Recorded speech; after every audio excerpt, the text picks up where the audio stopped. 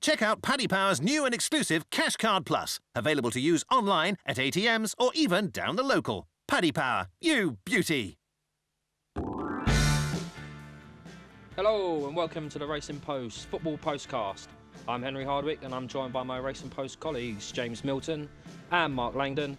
And on the line from Paddy Power we have Amanda Coleman. How are we doing, guys? Yep, good, thank you. Good, thanks, Henry. We usually kick off with Bruce's 6 questions, but we're off the hook this week because he's not here. So let's just get straight down to it. We've got 5 live Premier League matches this weekend. Kicking off with Huddersfield against Spurs, the lunchtime kick-off on Saturday. Amanda, give us a quick show of prices and maybe a couple of handicaps. I'm guessing Spurs are long odds on here.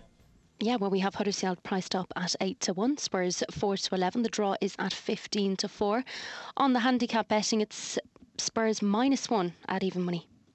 Okay, Mark. Well, obviously Spurs are coming off an impressive Champions League win in midweek. Harry Kane seems to be can't fail to score away from home. Anyway, is this a case of another easy win for them? I think so. Yeah. I was looking obviously away from the match markets. They are pretty short. I just thought maybe Tottenham to win to 0 may be the best way to go with this one. Huddersfield obviously started off with that amazing win at Crystal Palace, which doesn't look so amazing anymore, given that Palace can't score against anybody. Since then, I think they've been getting progressively worse as an attacking unit. Defensively, they're reasonably solid, but they've only got 1 goal in their last 4 matches. The only time I've seen them live was at West Ham.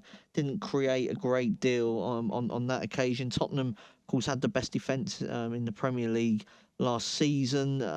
Conceded a couple at West Ham, but were reasonably comfortable for an hour, and then the game just seems to just turn with Aurier's red card more than anything else, really. And Huddersfield haven't got anybody like Andy Carroll or Chicharito in their team really to cause Spurs those problems, so it should be a comfortable enough game. Tottenham weren't very good in midweek, but they've still won 3-0 away from home in a Champions League game, so I'll go for them to win to 0.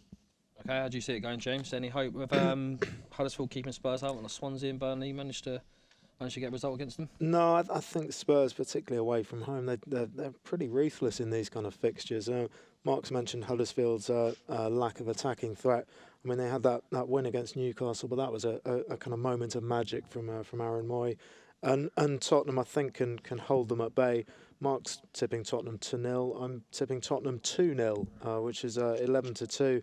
I mean, you looked at those last 2 away games, West Ham, and then the Champions League game in Cyprus, where they had a few significant absentees, and they've won them both.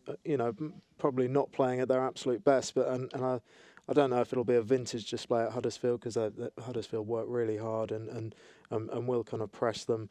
But yeah, I think Tottenham have quite enough class. I think the key is, if Tottenham score first, how does Huddersfield get back into the game? They've had, they've tended to have things go their own way so far. When they've scored, it was pretty much the same in the Championship last season as well. When they scored first, nearly all of their wins were by 1 goal. But it's what happens if they need to chase the game, I think, is where they'll be vulnerable. I mean, against West Ham, Huddersfield did sort of, give it a bit of a decent go, but they just lacked that little bit of quality up front, I think. Yeah, absolutely. I mean, it's to be expected, really. I mean, they were relegation favourites at the start of the season. They came up with the first team in history to get promoted with a negative goal difference. I mean, they've done remarkably well so far, but I think their fixture list has been quite easy so far, and they haven't played any of the real big teams yet. They played Palace, and West Ham was struggling, and Southampton can't score goals, and and Newcastle were in a bit of a sticky situation as well when they played them. So this is by far their hardest game of the season, and they've got a real tough run of fixtures coming up as well. So maybe just as well that they've chiselled out those early points. How do you see this going, Amanda? And Paddy Power fearing another sort of favourites bloodbath? What's been over the last couple of weeks? It seems to be favourite after favourite going in. Yeah, it certainly does. I'd have to agree with the lads completely on this match. I can't see really anything but a Spurs win. And just to give you the price there for Mark's tip, 11-10 about Spurs to win to 0. I'm going to go for a similar thread here. Spurs outright price is obviously too short to back at 4-11 for me. So I'm going to go with Spurs to score 3 or more goals in this match, priced up at 8-5.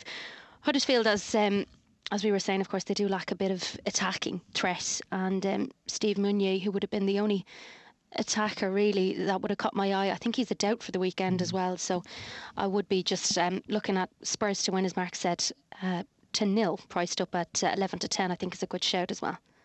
Right, now it's competition time. Every week we give you the chance to win a £25 or a €25 free bet from Paddy Power. Last week's winner was Scott McKenzie from Falkirk, so well done, Scott. There'll be the money will be winning its way up to Scotland. So to be in the chance of winning this week, all you've got to do is simply tweet the answer to this question using the hashtag Postcast. And the question is, which English player scored a hat-trick in the Champions League this week? Check out Paddy's new VIPP Club. Get a £10 free bet every week when you place 5 bets of £10 or more. Max £10 bonus per person per week. Excludes shops. Selected odds. Conditions and exclusions apply. 18 plus. BeGambleAware.org. Right, and now it's the big one. Saturday evening, Chelsea against Manchester City. I was speaking to a mate the other day, and he was saying to me that he thinks Man City are the best team in Europe. I don't know if it may be a bit strong, but how do you see this going, James? Yeah, I think it's going to be a tight game, actually. I look at the prices. I think kind of Chelsea 7-4, City 6-4, and the draw at 12-5. And I'm afraid it's the draw for me. I mean, Chelsea had that shock defeat on the opening day to Burnley when they finished with 9 men. But since then, they've been really good. 7 wins out of 8. Had that draw with Arsenal when they obviously weren't on top form. But then a great morale boost in with the late winner in Atletico Madrid in midweek as well, and of course one at Tottenham, one at Wembley against Tottenham. So I think they've not done too much wrong since that opening blip. And City, played some dazzling football, but this is a test for them. Conte versus Guardiola. It's going to be fascinating how they approach it. Will City continue to pour forward and just believe in the quality of their attacking players, or can Chelsea stifle them? But yeah, the match betting, I mean, the draw just stands out for me, I think. Okay, yeah, I mean, it is as much as a case of 2 title rivals going at each other. There's also, a clash of approaches really with the 2 different matches. Who do you see coming out on top, Mark? Yeah, I mean, I'm struggling to get much enthusiasm up for City as favourites at Stamford Bridge. I'm going to sort of go against James really and just go for goals. I think over 2.5 could be the way to go in this one, and that way you haven't really got to work too hard on finding out the winner. I've been quite impressed with the way that Chelsea have managed to overcome what was a really difficult start in many cases, because not only did they lose that match to Burnley, they then went down to 9 men, they had suspensions, all the players that they brought in late. Hazard was injured. Obviously, Morata, I don't think, was first choice forward. They wanted Lukaku. They got Morata. I didn't expect him to hit the ground running, even though he's a good player. So the fact that he's scoring a lot of goals, I think is a big boost for them. They fully deserve to beat Atletico from what I saw of the game on Wednesday night, and that's a difficult feat really to create as many chances as they did, and that they were definitely in the first half, which is what I saw more of. They were all over Atletico in that game. So I think they've got goals in them. And City, I mean, you mentioned they're possibly the best team in Europe. Will be interesting to see sort of what price they go off against Real Madrid or Barcelona should they draw them in the Champions League, because they are, the fact that they're rated favourites at Stamford Bridge, I think says a lot about what people think of their ability. I just like them, as everybody else does, a lot more going forward than I do defensively. They have been keeping clean sheets. They haven't really been tested for a while, though. Even that Liverpool game, although they won it 5-0 in the end, I mean, Mane's red card made a huge difference in that game, and Liverpool were creating chances against them. Hazard looked very sprightly in Madrid on Wednesday as well. So, I mean, I'm going to keep this one pretty obvious and go for over 2.5 goals. If you fancy City, I mean, Aguero anytime, I mean, he's averaging a goal every 78 minutes in the Premier League this season, would be another one maybe to look at. This should live up to the billing, I think. Yeah, how about give us a quick show of prices, Amanda, and how do you see it going? Yeah, 7-4 Chelsea, the draw, which James tipped up 12-5, and Man City 6-4, as you know. I'd have to agree with Mark in the over 2.5 goals here. 8-11, it is a bit short, but in the last 5 matches between these two, there has been over 2.5 goals as well. So I think that's a sure bet at 8-11. I'm going to side with a City win. So we have a draw, we have goals set from Mark, but I'm going to go with a City win. But I do think the first half is going to be finding each other out and trying to break down each other. So I'm going to go with a draw half time, City full time, and that's at a very backable 5-1. I think could be a shout. Okay, right. Anything else on Saturday that catches your eye, chaps? I liked Leicester away at Bournemouth. I've been looking to keep Leicester on side because they had such a difficult start to the season. It was really, you have a look at the games they've already played. They've played Man United, they've played Arsenal, they've played Chelsea, they played Liverpool, of course, last week and did quite well in that game against Liverpool. Bournemouth. I'm not sure about them at all this season. I've been a big fan of ever since they came up. But even the game they won against Brighton, I wasn't overly impressed in how they sort of went about winning that game. And it wasn't until Jordan Ibe came on sort of changed the game. So I think this is a good opportunity for Leicester, maybe certainly on the draw no bet, not to lose the game. So I'll go for Leicester at Bournemouth. Yeah, Leicester, the ones I've got circled on my list. Actually, I can't really add much more to my, Leicester, such a dangerous side on the counter attack, and Bournemouth still, still looking a little bit clueless defensively. Can't quite make a case for Crystal Palace at around 18-1 at Old Trafford, despite Manchester United's midweek trip to Russia, but. It's just another tough one for Palace, isn't it? That ridiculous start could go on. And it's Chelsea next for them. So. They've hardly got any players left either. Benteke's out, isn't he? Benteke's out, yeah. So. I mean, you'd probably say United to win to 0, but it's just that they're due a goal. I mean, that's the only case you can make for Palace scoring is that they're due one. Right, now it's time for Saturday Naps. This will not be beaten. All right, Amanda, you kick us off with your best bet on Saturday. Well, we were just discussing Palace there, so I'm going to go with Man United -2 on the handicap. They're priced up at 7-5. I was considering the -3 at 7-2, but of course, big win last night in the Champions League. I'd say they'll rest a few players, so I'll back the -2 and be confident with that. Okay, James. I've got a really sexy tip. One or both teams not to score in Stoke Southampton. 5-6, copped in 5 of Southampton's 6 games. They're really struggling for goals, and Stoke, as Henry and I know full well, is a very difficult place to go.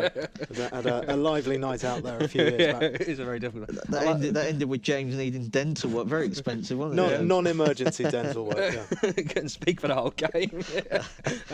Mark, what's your best bet? I'm going to go to the Bundesliga, sort of sticking a bit really what Amanda was going for in favourite on the handicap. I'm going to go for Borussia Dortmund -1 away at Augsburg. Now, Dortmund were well beat by Real Madrid in the Champions League on Tuesday, but this is obviously a massive drop down in class. The Dortmund have played 6 Bundesliga games this season. They've got a goal difference of +18, which is the best ever at this stage from any team in Bundesliga history. They've beaten Wolfsburg 3-0, Hertha 2-0, Cologne 5-0, Hamburg 3-0, Gladbach 6-1. The only blot on the copybook actually was a 0-0 draw at Freiburg when they had to play against 10 men for about 70 minutes in that game. Quite bizarre that it finished 0-0, but more often than not, Dortmund absolutely hammering the opposition at the moment. That 6-1 victory over Gladbach. Aubameyang got a hat-trick and also hit the woodwork, I think it was 2 or 3 times as well. So Gladbach were lucky to escape with just a 5-goal beating. I don't see Augsburg being able to put up too much of a fight. And there's your treble, and if you want to turn it into a 4-folder or a Yankee, I'll take Preston at home to Sunderland.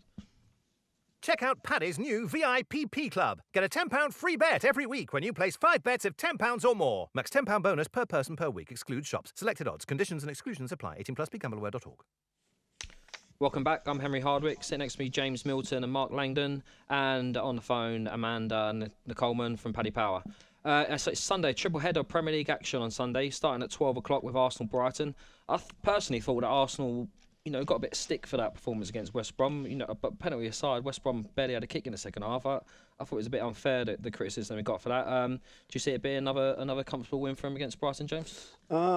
Fairly comfortable. I mean, I think that penalty, the timing and the context of that decision was what people really latched onto. And if West Brom do get ahead, then they can make life very difficult for Arsenal. So I think they did get lucky. And obviously got this Europa League trip to Belarus on Thursday. Still doesn't sound right. Arsenal playing in the Europa League on a Thursday, but there it is. I don't think Arsene's very happy about it. He's certainly not happy about the midday kickoff on Sunday. So I don't expect a flying start from Arsenal. I think maybe the bet for me would be the Alexandre Lacazette wincast, so that's Lacazette to score in an Arsenal win. He's been left behind, I think, with several other first team regulars. A bit like Arsenal left behind. Yeah. Very good. Set them up for Mark, the Spurs fan. And he's scored in his first 3 home games since signing. You look at the goals he's scored. An excellent header against Leicester, kind of 2 minutes into the season. Scored a lovely goal against Bournemouth, just outside the box. Kind of poacher's finish against West Brom, and then a penalty as well. So he's settled in really well, and he should get chances against a limited Brighton side. Yeah, Mark. Yeah, I mean, I suppose Lacazette is the obvious one. I put him up last week against West Brom. I mean, I think they called him something like Lacapen, didn't they, in France, because of the amount of penalties he scored. I think it's a big boost to anyone that backs him now to know that he is ahead of Alexis in the penalty stakes, really. So, I mean, that is one option. But I was just looking at Arsenal to win to 0. They had their early wobbles against West Brom, but actually, you have a look at it. It's now 4 straight domestic clean sheets, and that includes a trip to Chelsea and Brighton with Hamed suspended. I just don't see where their goals are going to come from, really. I mean, they've created very little this season. They left themselves short in the summer transfer window in terms of forwards. They were let down on a couple of occasions. Few players failed medicals. Vincent Janssen let them down right at the death. They got the extension to sign him, and then he turned them down and went to Fenerbahce instead. I just don't see where their threat really comes from. And I mean, backing Arsenal to win to 0 is always a bit of a nervy one because, even when it's comfortable against West Brom early on, they're just chaotic the way that they nearly gave away that penalty. But I think it's probably the only way I'm looking to back Arsenal. And, because I was looking at maybe Arsenal to win an under 3.5, and then I'm always worried that Arsenal could cut loose at any situation. So I quite like the Arsenal to win to 0 purely because I just struggling to see where Brighton's goal threat comes from. But very interesting that Arsene Wenger's only just realised how difficult teams from the Europa League get it, because it is completely ridiculous that a team is away in Belarus on a Thursday evening and then plays Sunday at 12 o'clock. Having played the Monday night game. Yeah, I mean, usually these games do tend to be lethargic, so maybe first goal to arrive after 20 odd minutes or something could be another way of trying to get with just backing something outside of the obvious here. Okay, and how do you see it going, Amanda? And just a quick run of prices, please. Yeah, sure. I'll give you the first goal scorer, Lacazette. They're priced up at 13-5, and the wincast is at 10-11 if you want Lacazette and Arsenal to win. Mentioned that Arsenal, of course, they've kept a clean sheet in the league this month. They conceded 8 goals in August, as we know. But on the other hand, Brighton have only conceded 7 goals so far in the Premier League. So that's actually obviously less than Arsenal. That included a 2-0 defeat to City as well in their opening fixture. So I'd be looking for an Arsenal win, like the lads. But I'm not going to go with a goal fest here. I'm going to say under 2.5 goals. With 3 matches this week already, I think that they might rest a few players as well. That's priced up at 6-4 if you want to get under 2.5 goals. And I agree with Mark in the Arsenal to win to 0, priced up at even money as well. Okay, next up we've got Everton against Burnley. I mean, much was said about Everton's signings in the summer, but I think perhaps it was slightly overlooked. But they lost sort of, their best player in Lukaku, and they've had quite a sticky start to the season. Burnley have had a tough opening, but they've achieved some very good results.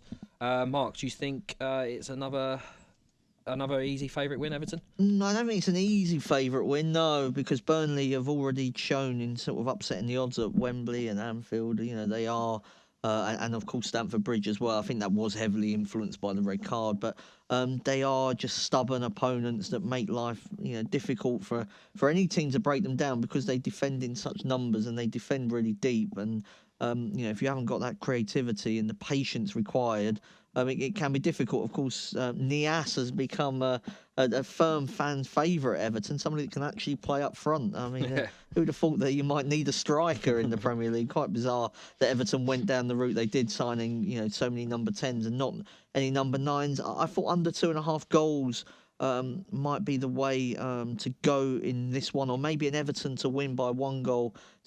I think eventually I just always feel that Burnley, the way they play, just leave themselves vulnerable to losing by 1-0, which so nearly happened at Wembley. It was only that Chris Wood scored right at the end of that game. So that was the way I was looking at it. Everton obviously haven't got a huge amount up front, but I don't think Burnley have either.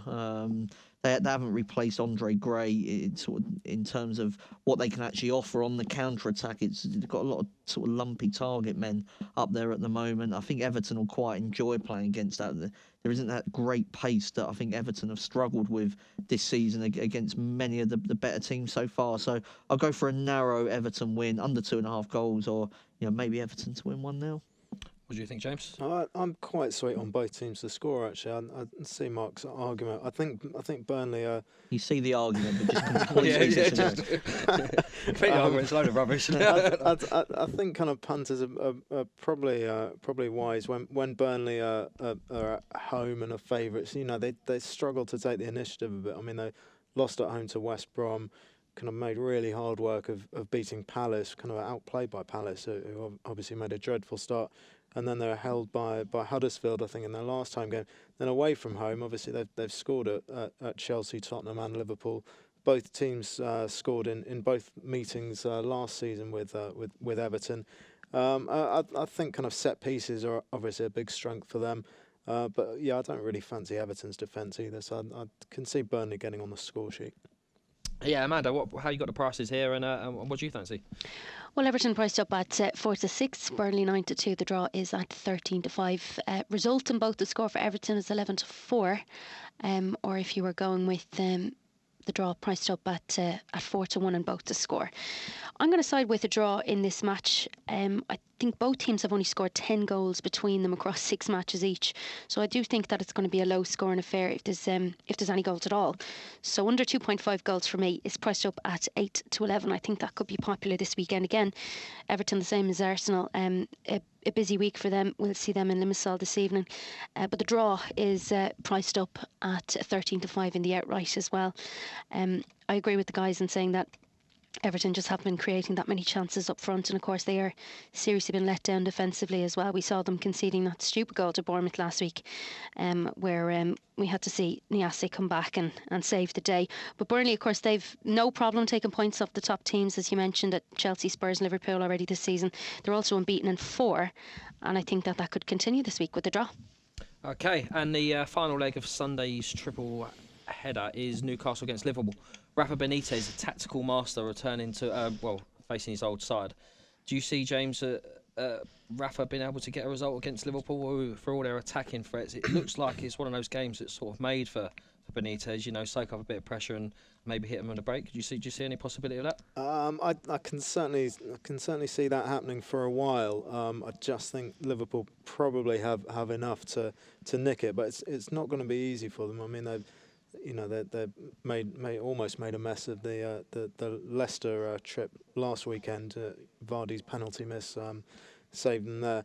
So yeah, I think the way you've outlined the game is spot on. Probably the draw at halftime, Liverpool to win in the end might be the way to go. But it's a really tricky game to call, I think, because Benitez versus Klopp, it's such a clash of styles, and you look at the match prices and you think, can I trust Liverpool again with their much publicised defensive problems, and after a Champions League trip? But I think they will have to work hard, but they can make their quality tell in the second half.